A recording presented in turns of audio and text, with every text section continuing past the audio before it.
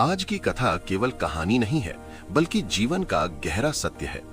एक दिन माता पार्वती ने भगवान शिव से कहा, प्रभु, मैंने पृथ्वी पर देखा है कि जो व्यक्ति पहले से ही दुखी होता है उसे और अधिक दुख मिलते हैं, और जो सुखी है उसे वैसा कष्ट नहीं मिलता।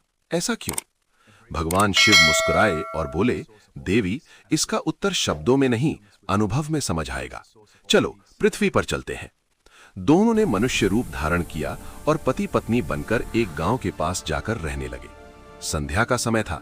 भगवान शिव ने कहा, हम यहाँ मनुष्य रूप में आए हैं, इसलिए यहाँ के नियमों का पालन करना होगा। भोजन भी हमें स्वयं बनाना होगा। मैं भोजन की सामग्री की व्यवस्था करता हूँ, तुम तब तक रसोई की तैयारी करो। इतना कहकर वे वहां से चले गए। भगवान के जाते ही माता पार्वती ने चारों ओर नजर दौड़ाई। गांव में कुछ मकान बहुत जर्जर अवस्था में थे। उनकी दीवारें टूटी हुई थीं, ईंटें ढीली पड़ चुकी थीं और कोई उनकी देखभाल करने वाला नहीं था।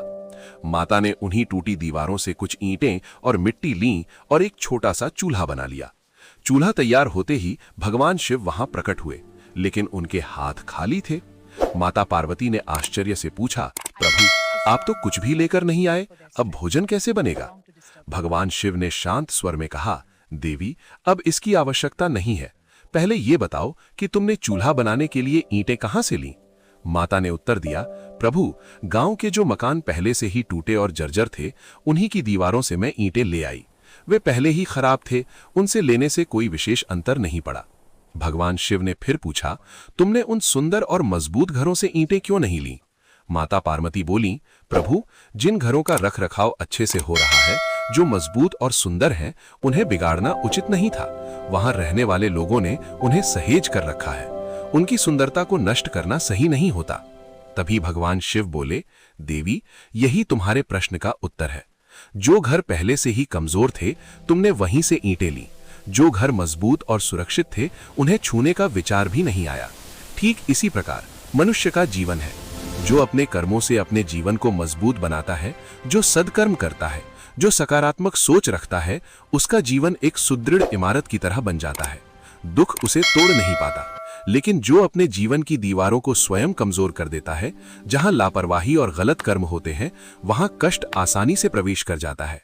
भगवान ने आगे कहा, मनुष्य के जीवन में सुख और दुख उसके कर्मों के परिणाम है। जो आज सुखी है वो अपने अच्छे कर्मों से है, और जो दुखी है उसके पीछे भी उसके कर्म ही कारण बनते हैं।